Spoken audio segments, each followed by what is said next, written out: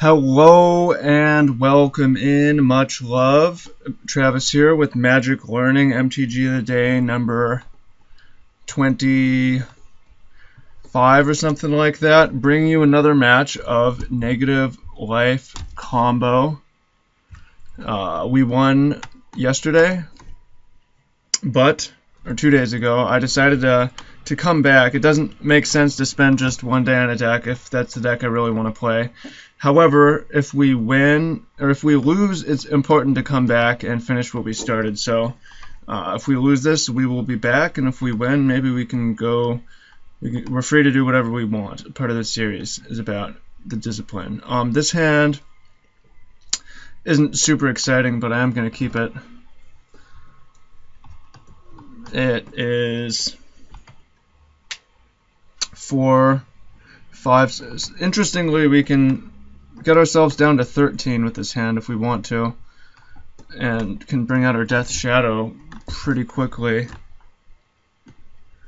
Opponent mulligans. I'm going to go ahead and start off by taking 4 damage to use a Thoughtseize. See what the opponent has got. So we're up against mono white. There's a Thalia, which could be a bit annoying. Leon and Arbiter. The Mirror Crusader is protection from black and green. Although Thalia could be really problematic as well. The Leon and Arbiter could be pretty annoying. We could take the Ether Vial and try to win that way, but I think I'm going to take Thalia. The reason being, we're a bit of a combo deck, and that can hamper our comboing. Mirror Crusader does have protection from black, but I'm going to go ahead and use this Marsh Flats now to I think that I'm going to pay the life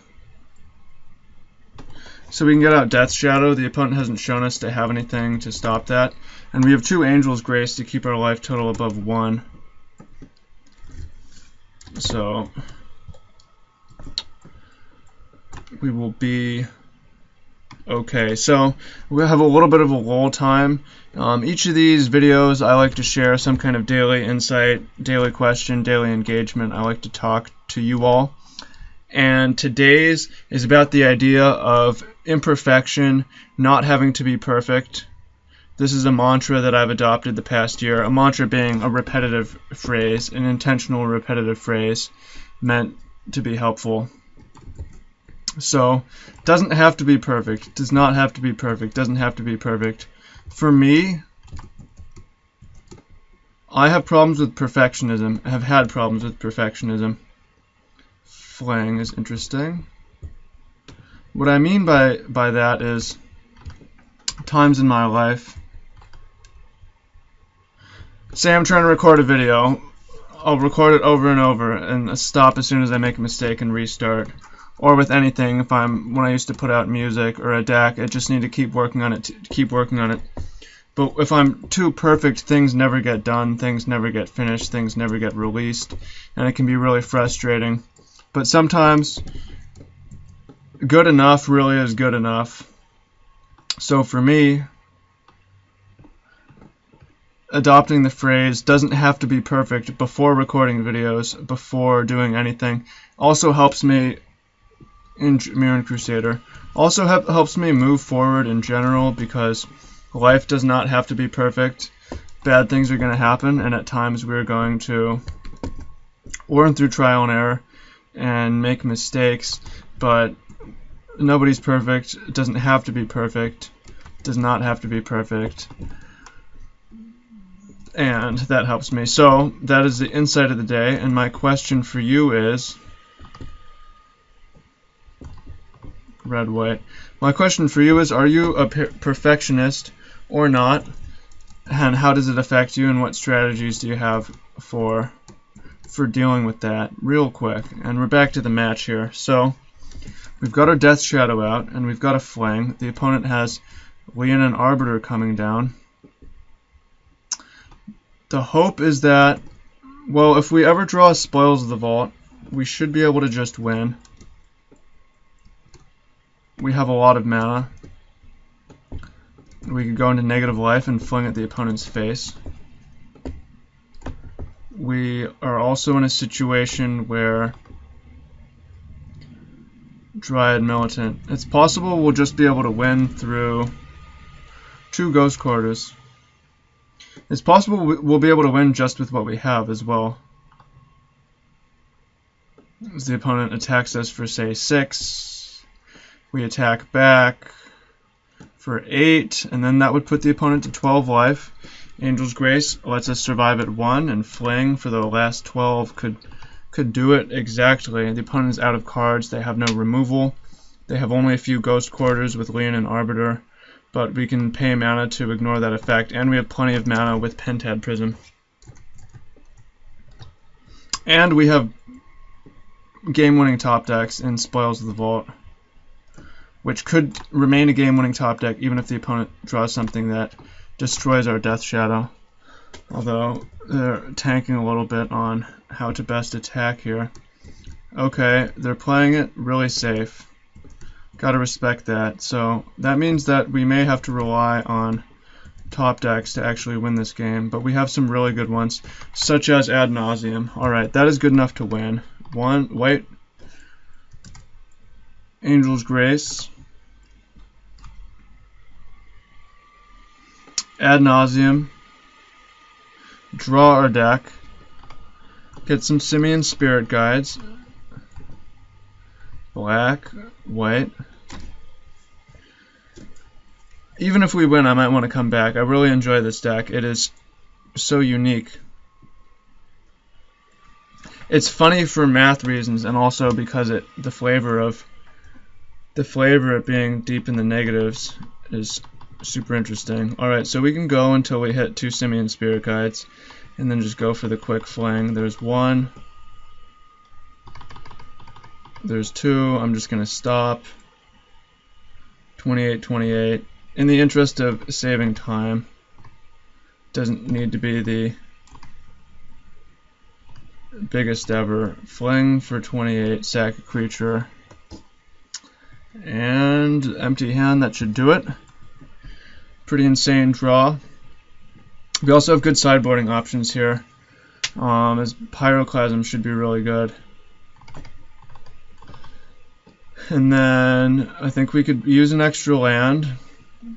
I'm not actually in love with Slaughter Pact here. I think that Pyroclasm is a lot more efficient. I'm going to cut 1 Rite of Consumption, and I'm going to cut I'm going to cut Scout's Warning, which we don't need. And then if we want to get in a Molten Slag Heap, we should cut one of these discard spells. Or we could just play with the 20 lands. The reason I would want to play more is because the opponent has the Thalia and Leon and Arbiter. Or we could just play 61. I like that. As I've said before, the competitive disadvantage is small and the enjoyment in the active rebellion is relatively high. Here's a very risky hand. We have everything we need except for mana. Although we could Spoils of the Vault for, let's take a look at the deck list. We could Spoils for a Marsh Flats, and then we're gonna fetch for a Blood Crypt.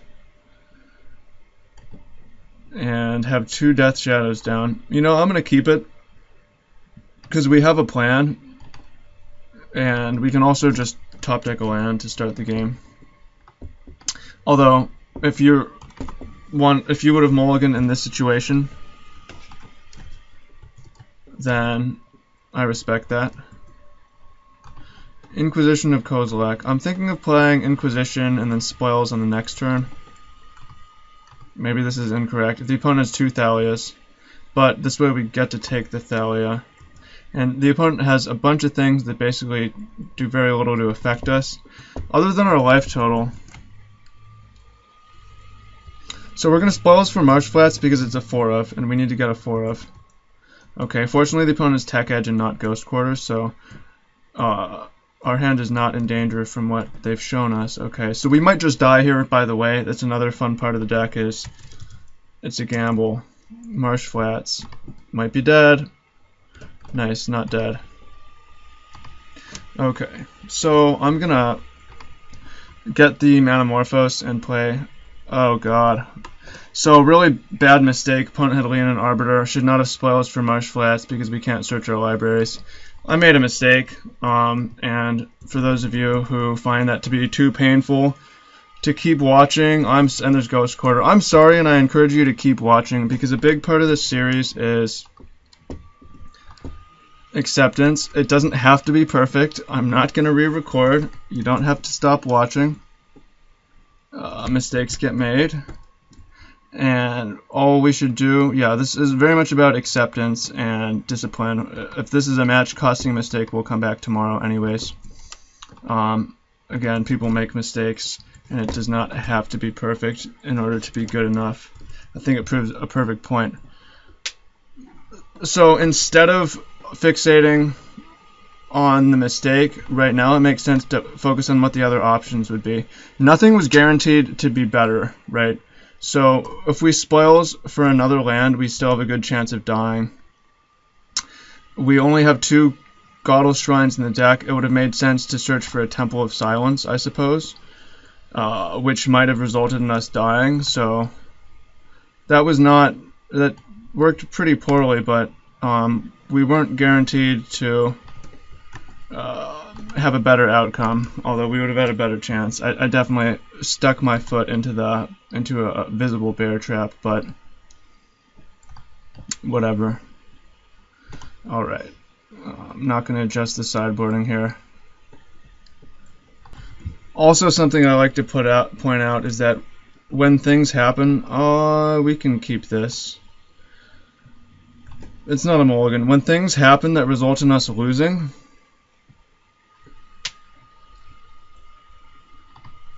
this is interesting. I'm going to start off by getting... well, yeah, I'm going to start off by fetching for a Godel Shrine. So if things happen that... The reason there's a Polluted Delta is because I loaned out one of my Godel Shrines. I guess I'll get the... I'm going to get the Blood Crypt with the next one. I don't actually intend to use this Manamorphose. I'm hoping that we can play Phyrexian Unlife and then survive long enough to cast Ad Nauseam. If the opponent has Thalia, then that's not going to work. Anyways, when we make mistakes that cause us to lose, it just means we come back with the same deck the next time, which I personally don't mind. Okay, we have a lot of lands. I'm going to go ahead and crack this now. Get a Sacred Foundry. A Blood Crypt makes a little bit more sense. And we have the spoils, but I would prefer to get a Phyrexian Unlife out first. See if the opponent has Thalia. There is a Thalia. What that resolve?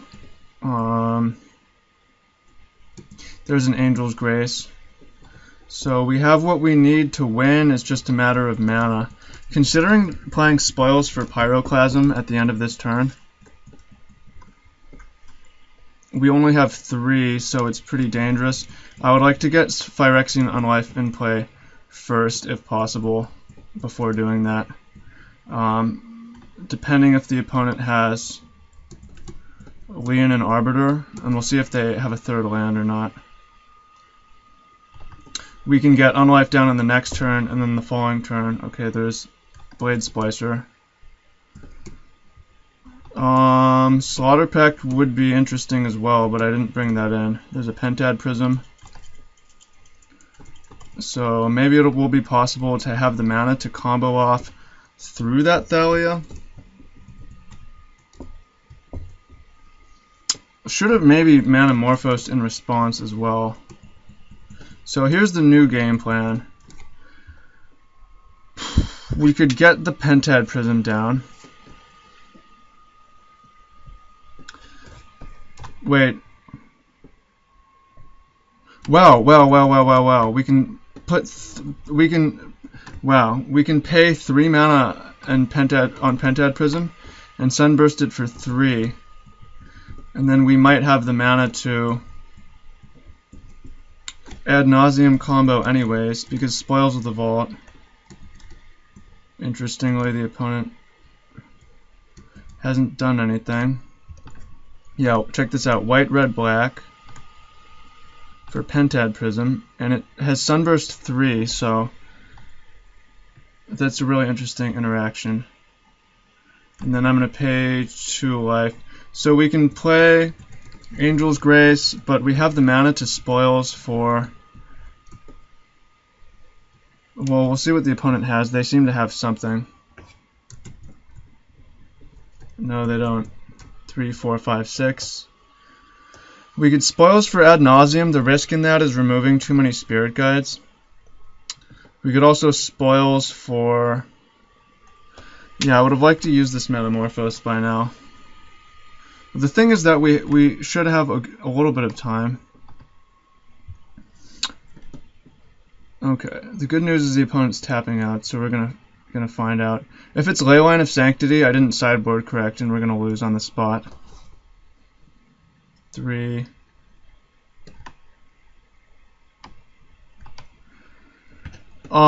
We need to be concerned about Flicker Wisp removing our Phyrexian Unlife.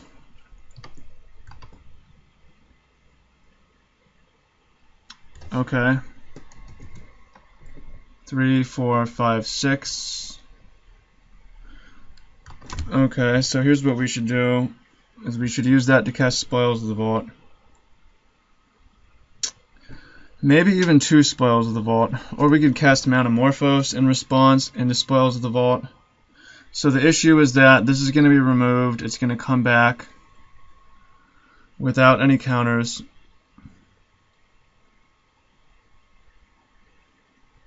We should, and then we're going to have 3, 4, 5. Is there a reason to play Angel's Grace in this turn? 3, 6, 7, 8, 9. Not really. So, say that we Spoils for Death Shadow, and then we Spoils for either Fling, Rite of Consumption, or whatever's left. 3. Either way, we're going to have enough mana to Metamorphose, and that should give us more information.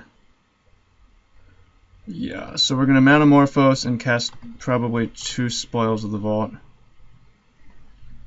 Black, black. There's ad nauseam. 2, 3, 4, 5. The opponent has a Ghost Quarter, which is interesting, which makes me want to Spoils for the Rite of Consumption, because the opponent could Ghost Quarter our Blood Crypt and we're not going to have red mana. Or we could just Spoils for 3, 4, 5. Yeah, the problem is we're not going to have the mana to ad nauseam. Yeah, because we're going to have 3, 4, 5. We hit a 6 land, and then our Metamorphose is gone. So I'm going to go ahead and name Rite of Consumption. It's a 1-of. And hope that we don't exile all of our Death Shadows. 3, 4, 5, 6. Okay, well, we're going to be, yeah, we might lose, we might win. It's unclear. If the opponent can kill our Unlife, they probably would have already.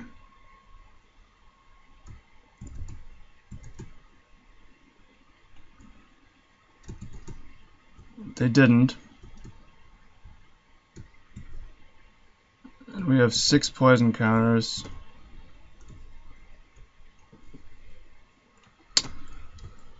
Ghost Quarter, so we can go ahead and get a Swamp. Do we have Death Shadows left? Yeah, we do. So I believe that we win. We don't need red mana.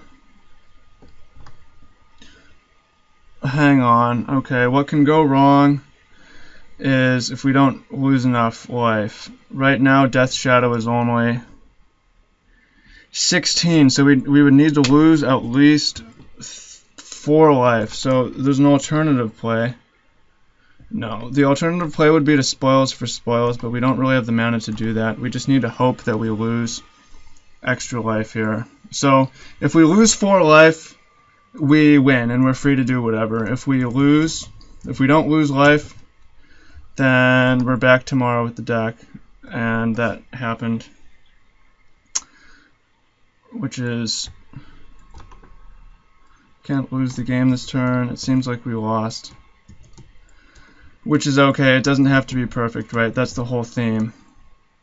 City of Brass. So we can go to -5.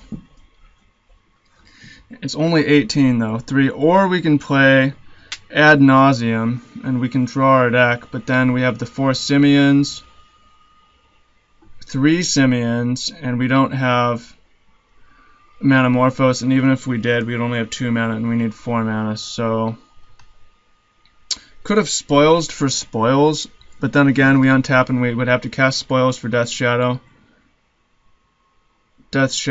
and then Rite of Consumption. We would need to top deck the 6th land to have the mana to do that. So it seems I'm not really seeing a win here.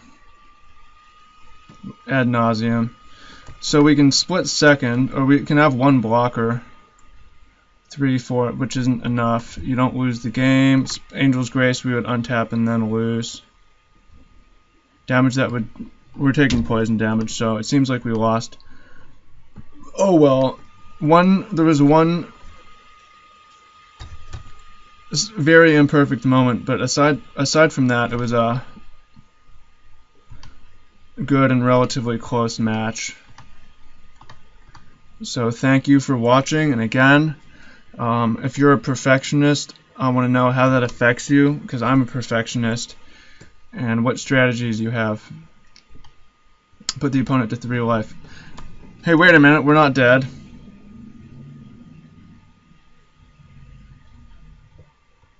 Because the opponent, we gained a bunch of life. Check it out, we're still alive.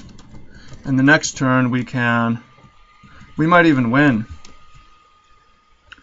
We might even win, because the next turn we can Ad Nauseam, draw a land, and we can Simian. Our Fling's exiled, and our Messenger Speed is exiled. Okay. We're dead, because all 3 of our effects are gone. And even if I had left the second Rite of Consumption in the deck, we Ad Nauseam, and we play a land, we would only have access to 1 black mana. However, we can Angel's Grace to survive for a little bit. We're at 4. Yeah, we actually have multiple turns, interestingly enough. Inquisition of Kozilek, 3, 4, 5, 6. This is interesting. So we could Ad Nauseam, and we would draw our deck, but we have 3 Simian Spirit Guides, no Flings, no Messenger Speed. If we had a second... Yeah, this game is insane, is it not? Who doesn't want to see another match? 3, 6 mana, we can take the hit, then end of turn, Ad Nauseam, untap and play 3 Death Shadows is the game plan. And then try to win with that. Yeah, play a Pyroclasm and 3 Death Shadows. Because the way Unlife works is, this will not kill us, this will just put us into the negatives. I'm not going to Angel's Grace because we kind of need the mana to Ad Nauseam. Alright, we're at -1. Oh, we died because of poison. So, Angel's Grace wouldn't have saved us either, because there was first strike. So the opponent dealt the first strike damage, which broke through, and then finished us with Infect. So, that was an interesting match. And we will be back tomorrow with another one that will also not be perfect. Hopefully we will win, but if not, we will come back again, make some adjustments to the deck. If you haven't seen the deck tech on it, make sure to check that out. Really fun. Get negative life, play Death Shadow, drain them out. Lots of tough decisions. And thanks to all our patrons for the support. 2016, big year ahead. 2015, thanks for all the support in 2015. let's do it. Let me know what else I can do to make it better, and I want to know your thoughts on perfect and not having to be perfect. Much love. Thank you all. Take care.